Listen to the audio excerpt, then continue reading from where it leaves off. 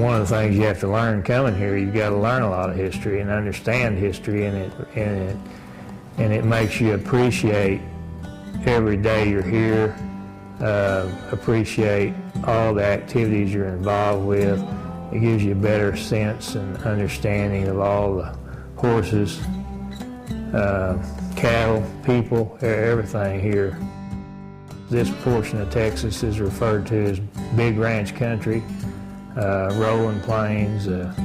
We've got the terrain is tough, just as the term rugged describes, and so you've got to have a horse here with a lot of stamina to do the job, and of course that carries on through a good racehorse has got to have stamina as well. So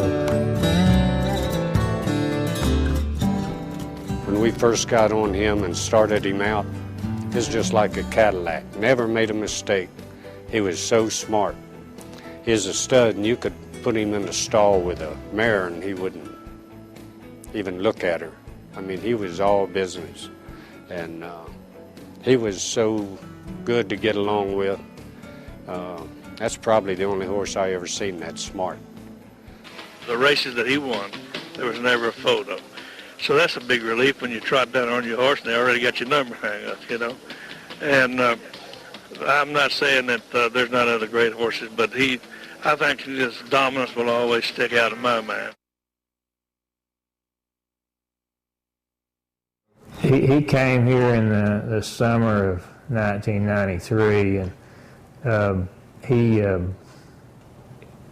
at the time he'd been suffering from EPM, a neurologic disease that had been coming and going on him, and we were real concerned about the move he was having to make, and we really wanted to make it a real smooth transition when he moved out here to the ranch.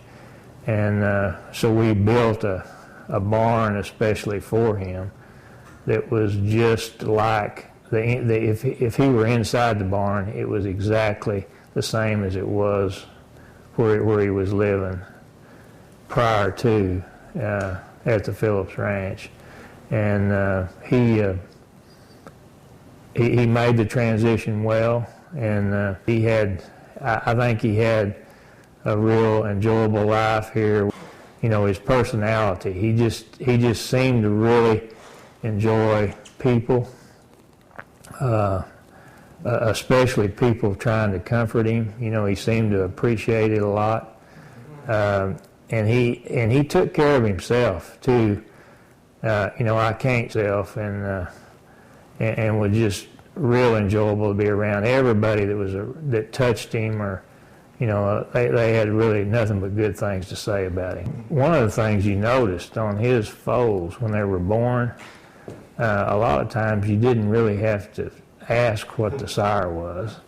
Those foals just really stood out. They all had a big, kind, pretty eye on them, and everybody talks about the big eyes, the big soft eyes that stick out, having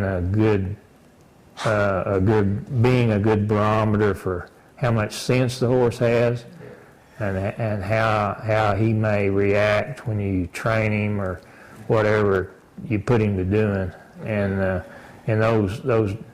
lot of those Dash for Cash foals, they had his head and his eyes on them, and that they were just all real trainable horses. And now we've got a vast amount of his influence in all of our racing quarter horses.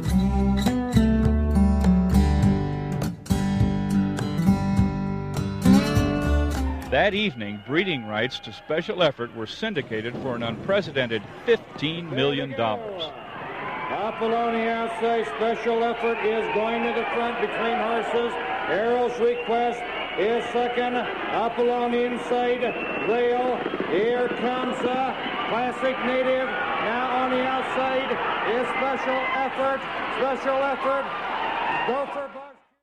Well, Special Effort was just about the opposite.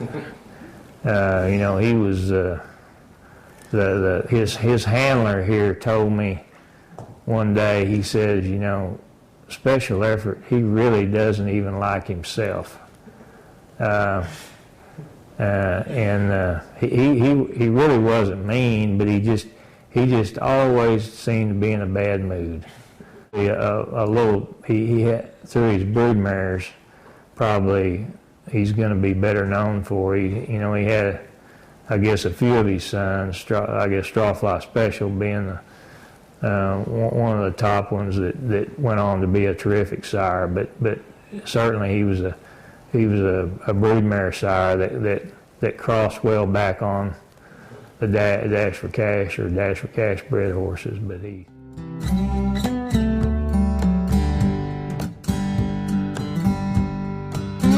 was a nice horse to be around, and it wasn't a problem at all to deal with. And from his standpoint, he always kind of had to live in the shadows of Dash for Cash.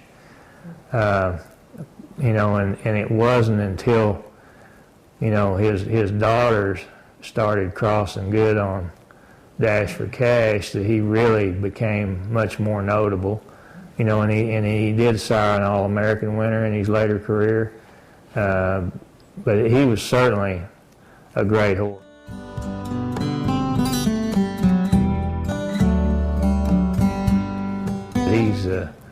We were real fortunate to have him here. He's 20 years old this year, and when we made the move to go find a stallion was the fact that he did not have any Dash for Cash blood on either side of his pedigree. And he's proven out to be, to really like that bloodline now, which is great. I mean, he worked out, it's one of those deals where it worked out just like you want him to.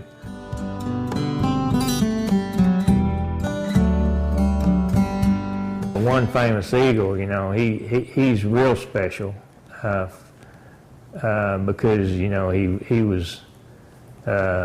he grew up here. As a baby, and he grew up out here in this Little River pasture, Wicksburg, but he grew up here and was just a standout from the time he was born, much like I hear Dash for Cash was when he was a baby. There were about 50 horses in his age group, and if you drove up out there, and he always had his head up, and he was the first one that anybody asked about, first horse. And I'm sure if that bunch of 50 took off running, he was at the lead. After consulting with Ms. Marion, made a decision and had the opportunity from Johnny to buy a half interest in him before he left the ranch. We've had a lot of good ones here since I've been here, and I know there were a lot before over the years. But it is really enjoyable. Whatever the horse's discipline is, or whatever his job is or purpose is, the good ones really stick out. I want to think that we're going to continue to try to have some of the same goals we have now.